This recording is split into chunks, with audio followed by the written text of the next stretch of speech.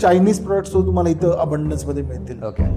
आता सपोज एक African countries आहेत, त्यांना चायनीज काही प्रोडक्ट्स विकत घ्यायचे, कन्स्ट्रक्शन रिलेटेड, मॅन्युफॅक्चरिंग रिलेटेड किंवा कशाही रिलेटेड, तर ते लोक ती शॉपिंग करायला चायनाला जाण्यापेक्षा ते दुबईला येऊन त्याची खरेदी करतात. वी हेल्प एंटरप्रेन्योर्स और any businessman to start and grow their business in Dubai. आता स्टार्ट युअर, ऐकलंय की इंडियाचे पण काही प्लॅन्स आहेत की इकडे असंच काहीतरी मोठं झोन किंवा एक ट्रेडिंग. हो ऑलरेडी. बरं ठीक आहे. आता हे ब्रॉड टू साधारण सांगितले कुठल्या टाईपच्या इंडस्ट्रीज किंवा कंपनीज इकडं चालू शकतात, बिझनेसेस चालू शकतात. तर आता तुझी कंपनी याच्यात काय टाईपच्या सर्व्हिसेस, बिझनेस सर्व्हिसेस प्रोव्हाइड करू शकते याच्यात? आता परेश सर, असं म्हणायला गेलं, तुझ्या कंपनीचं नाव विसरलो मी. माझ्या कंपनीचं नाव Trizone corporate services. Trizone corporate services. Yes, Trizone corporate services. तुम्ही गुगलही करू शकता, Trizone corporate services Dubai, Trizone business solutions Dubai. ही कंपनी तुम्हाला गुगलवर पण सापडेल. आणि ट्रायझोनचं आमचं मेन काम आहे की वी हेल्प एंटरप्रेन्योर्स और any businessman to start and grow their business in Dubai. Okay. आता start your business in Dubai म्हणजे काय, की लोकांना इथं अशी धारणा आहे की तुम्ही PRO सर्व्हिस देतात का तुम्ही लायसन्सिंगच्या सर्व्हिसेस देत आहात का तुम्ही बिझनेस लायसन्स ओपन करून देत आहात आणि विजा करून देत आहात का. हा फक्त एक भाग नाही झाला. आम्ही end to end tailored solutions देतो. ओके. फॉर एक्झाम्पल, आता बाकी लायसन्सिंग मध्ये फार छोटा भाग झाला, म्हणजे license is just 5% of your real business. पण त्याच्याऐवजी सपोज तुम्हाला एक क्लिनिक सेटअप करायचे दुबईमध्ये, तर if you are a doctor and तुम्हाला वाटलं की यार तुम्हाला एक डर्मटॉलॉजी क्लिनिक इथं स्टार्ट करायचं, तर डर्मटॉलॉजी क्लिनिक स्टार्ट करायला you need a group of doctors. All of them should be DHA approved. DHA म्हणजे दुबई हेल्थ ऑथॉरिटी पासून त्यांचं लायसन्सिंग झालेलं लागतं. मग ते लायसन्सिंग झाल्यावर तुम्हाला you can have a group of doctors who you will find a place for it, for the clinic और this thing. It should be feasible, it should be under the compliance where DHA will give the approval तो business start करण्यासाठी. मग ती जागा fix झाल्यावर मग तिथं licence हा एक भाग झाला. मग DHAच्या वेगळ्या वेगळ्या टीम्स येतात. सपोज तुम्ही त्या क्लिनिकमध्ये डर्मटॉलॉजी देत आहात, डेंटल देत आहात आणि गायनेकॉलॉजीचं पण कन्सल्टेशन देतात, तर तिन्ही डिपार्टमेंटचं तुम्हाला अप्रुव्हल घ्यावं लागतं की तुम्ही गायनॅकमध्ये काय सर्व्हिसेस देत आहात, तिथली मशिनरी तिथं आहे का, वेस्टेज रूम आहे का, सिटिंग एरिया आहे का. डर्मटॉलॉजीमध्ये पण तुम्ही वेरियस सर्व्हिस देत आहात, लेझरमध्ये, हेअर ट्रान्सप्लांटमध्ये किंवा अजून काही बोटॉक्समध्ये. ते त्याच्या तुमच्याकडे अप्रुव्हल्स आहेत का, ते मशीन्स प्रॉपर आहेत का, ते फंक्शन व्यवस्थित होत आहेत का, त्याच्याकडे तुमच्यासाठी टीम आहे का, नर्सिस तेवढ्या, helpers, nurses, cleaners, and whether you are managing it properly. That is authorised and inspected by Dubai Health Authority and the Ministry of Health also. So हे सगळे अप्रुव्हल्स घेतल्यावर तुम्हाला एक पॉलिक्लिनिकचं किंवा एक कुठल्याही क्लिनिकचं अप्रुव्हल मिळतं.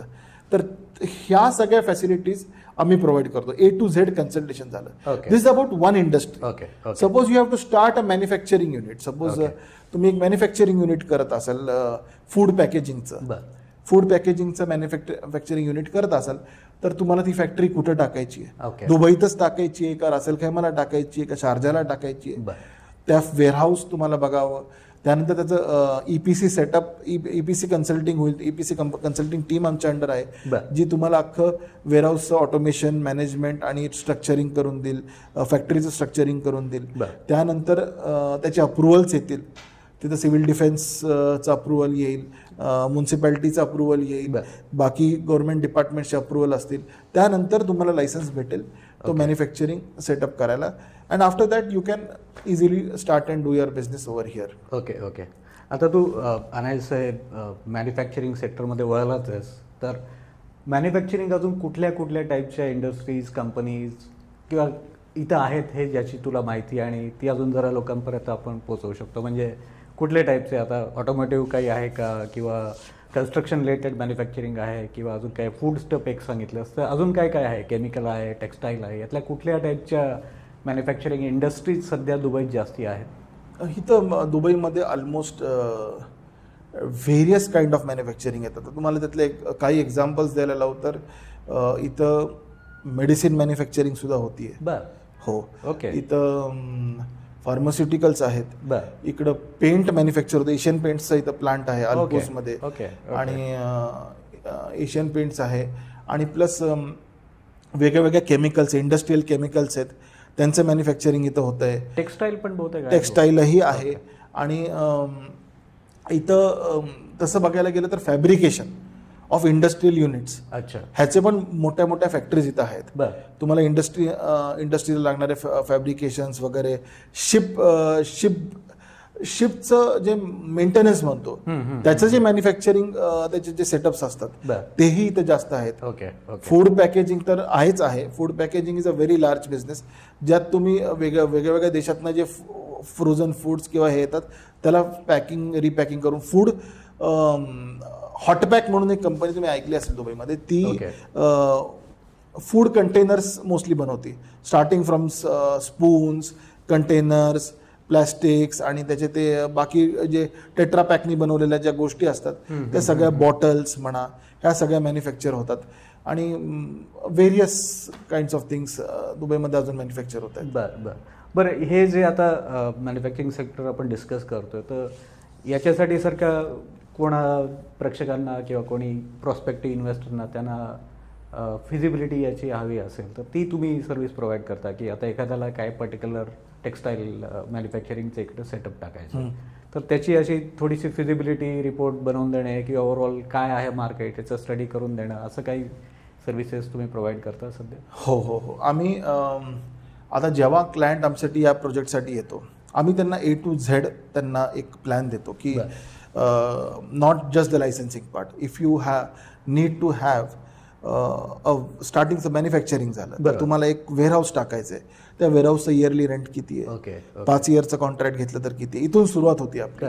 मग त्या वेअरहाऊसवर जे तुम्हाला स्ट्रक्चर उभं करायचंय, आतमध्ये उभं करायचंय किंवा जे काय, त्याचा कॉस्ट किती येईल अप्रॉक्सिमेटली, ते एक EPC कन्सल्टंटकडनं आम्ही त्यांचा रिपोर्ट घेऊन त्यांच्या रिक्वायरमेंटप्रमाणे आम्ही त्यांना सांगतो की this will be the cost for setting up your factory over here. After that comes your manpower ही मेन आहे. जर तुम्हाला 100 लोक कामावर ठेवायची आहेत तर पर विजा मागे तुम्हाला 8,000 दिरहमचा खर्च आहे, तर त्याचा मल्टिप्लाइड बाय 100, त्याचा जी कॉस्ट होत असेल 8,000 × 100, ही कॉस्ट तुम्हाला तुमच्या लायसन्स म्हणजे तुम्हाला तुमच्या बिझनेसच्या सेटअपमध्ये तुम्हाला टाकेल. तुम्हाला 100 एम्प्लॉईज हायर करायचे किंवा 50 करायचे, तुम्हाला इंटू सो अँड सो लागेल. This cost will be added.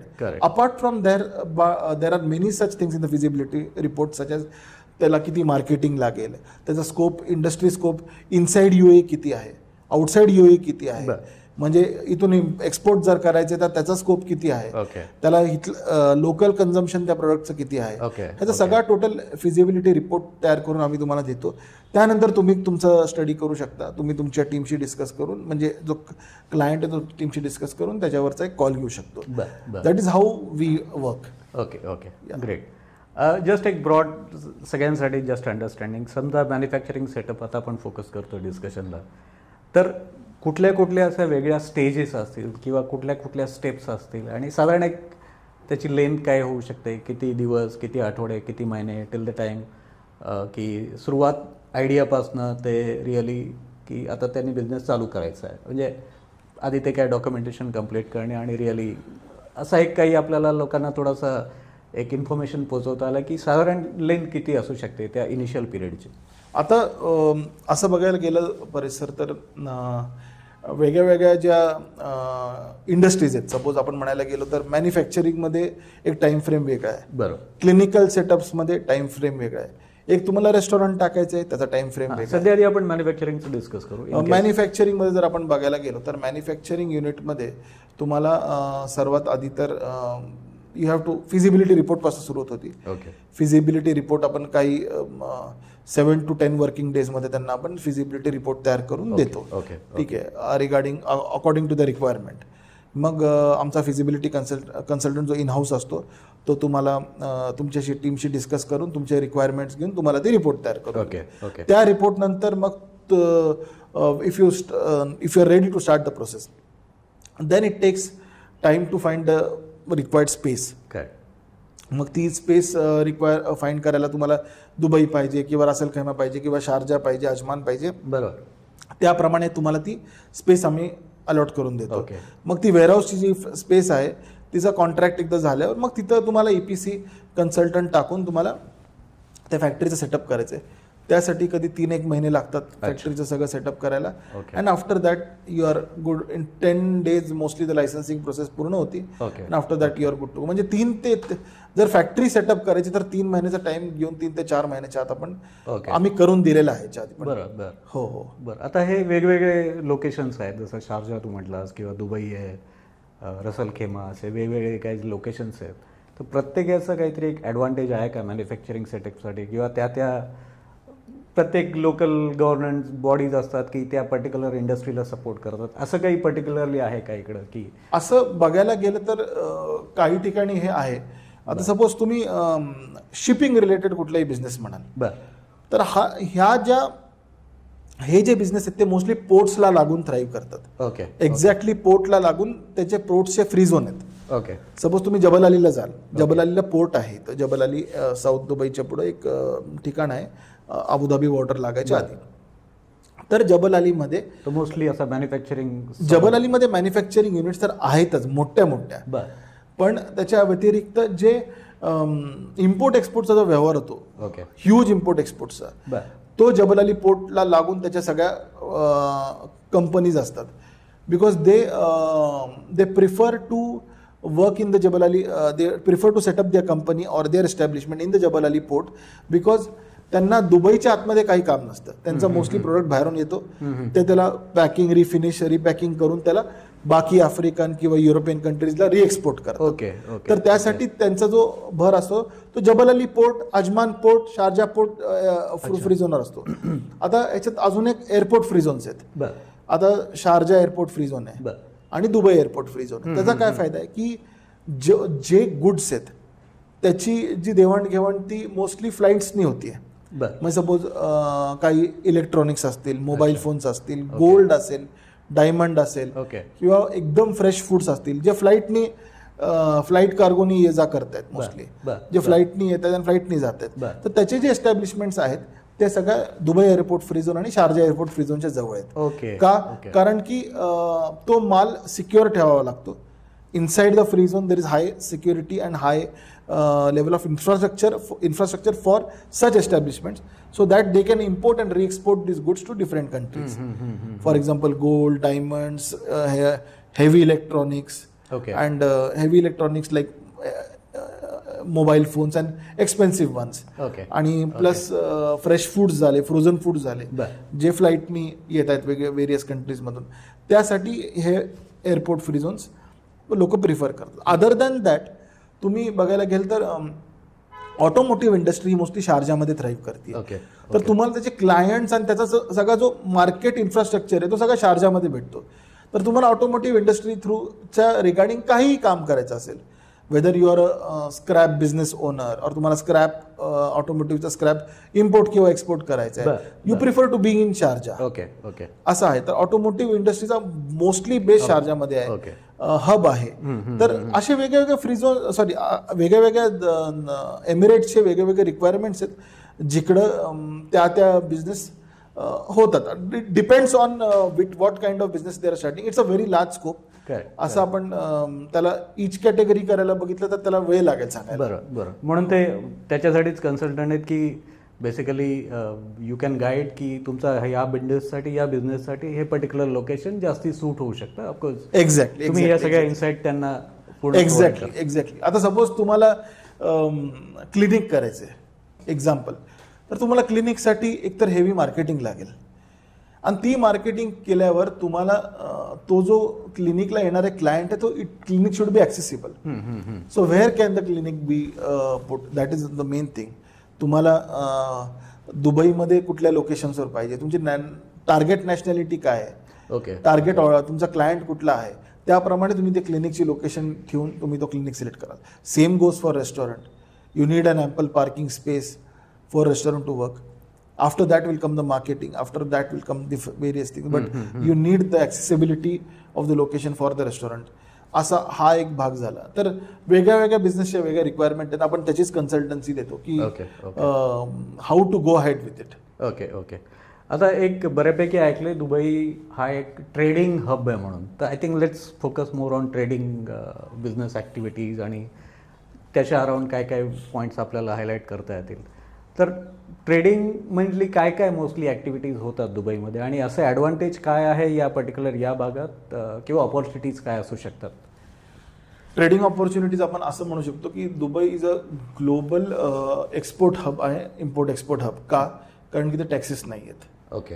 तुम्हाला इम्पोर्ट अँड एक्सपोर्टला टॅक्स, जर तुम्ही सपोज कांदा घेता एक्झाम्पल, नाशिकवरनं घेता आणि तुम्हाला युरोपला पाठवायचा आहे, बरं, पण तुम्हाला तो कांदा दुबईमध्ये स्टोअर करून मग पुढे पाठवायचा आहे, तर तुम्ही त्याला जर फ्री झोनवर तुमचा सेटअप असेल तर तुम्हाला त्याची इम्पोर्ट आणि तुम्हाला जो 5% वॅट आहे तो लागत नाही. ओके.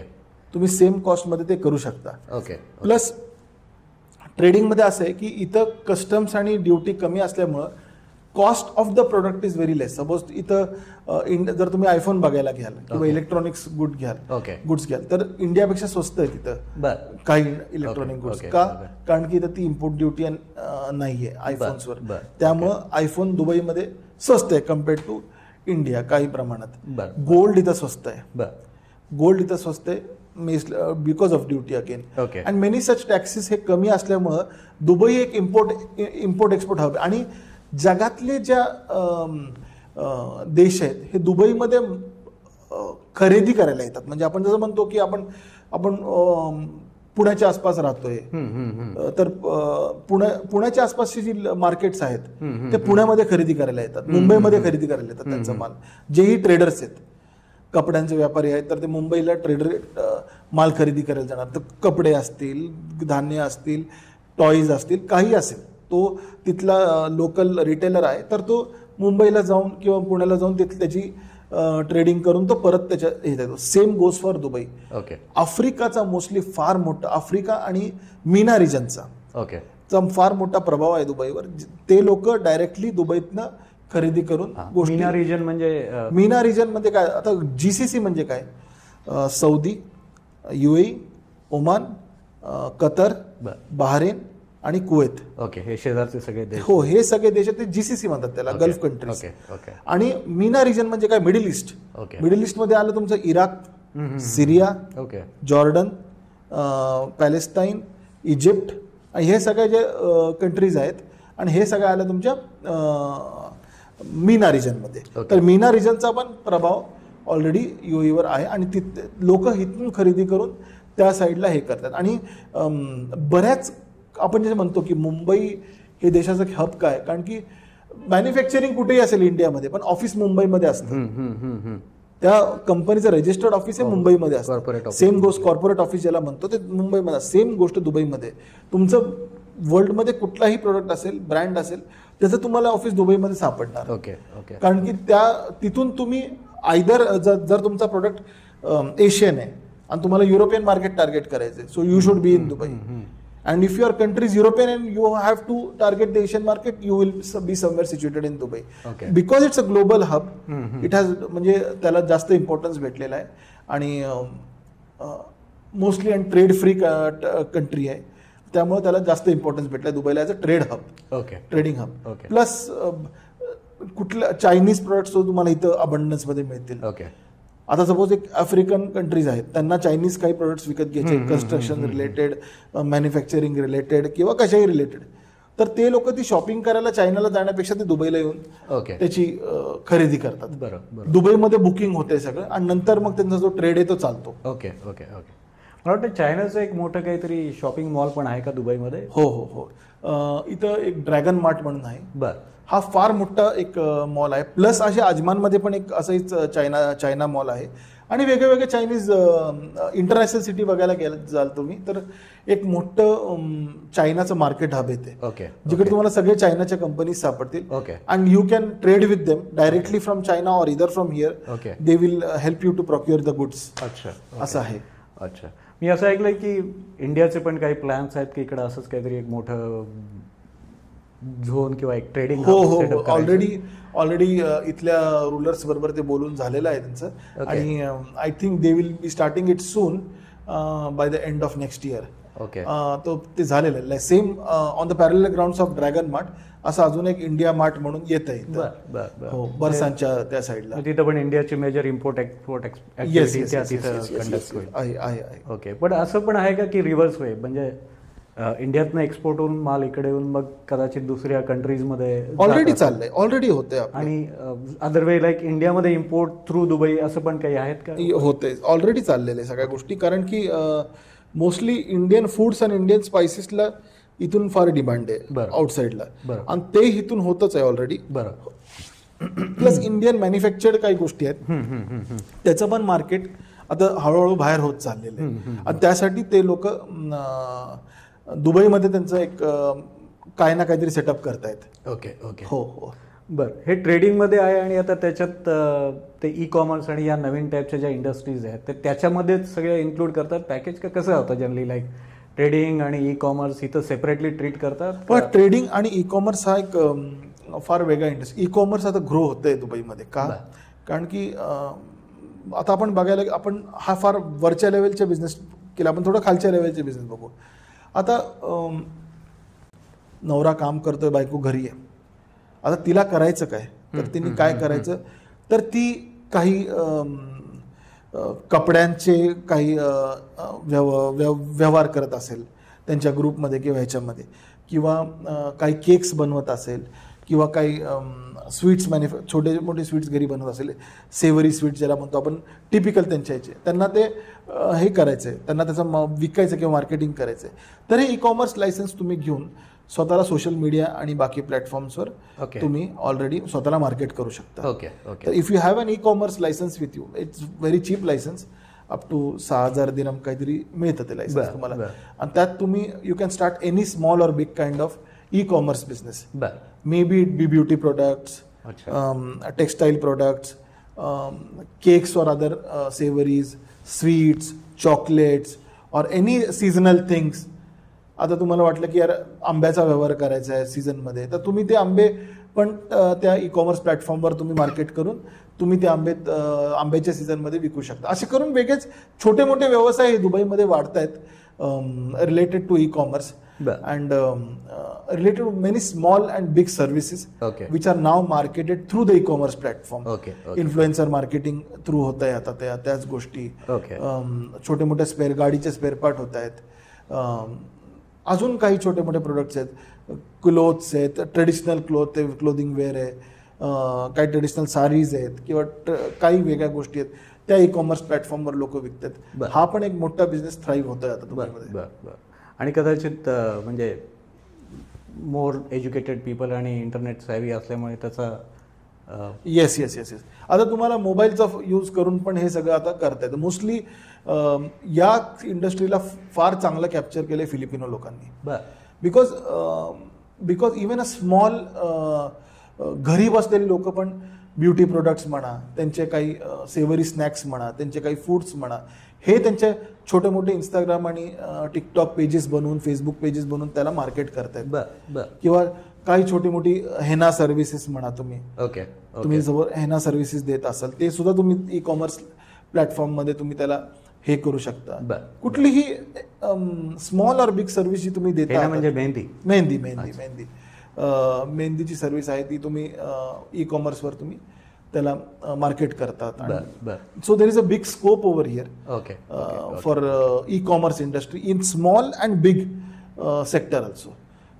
मोठ्या सेक्टरमध्ये तर जायंट्स आहेतच, पण सपोज तुम्ही कुठला एक प्रोडक्ट इंडियामधनं तो काहीतरी इथं मिळत नाहीये आणि तो तुम्ही काही प्रमाणावर इथं प्रॉक्युअर केला आणि तुम्ही तुमच्या ई कॉमर्स प्लॅटफॉर्मवर डिक्लेअर केलं की हा प्रोडक्ट मीच विकतोय फक्त, काही असेल ते, कदाचित ती एक चहापत्ती असेल, कदाचित तो एक मसाला असेल, कदाचित तो एक स्वीट असेल, that will also work for you through an e commerce platform, specially through you.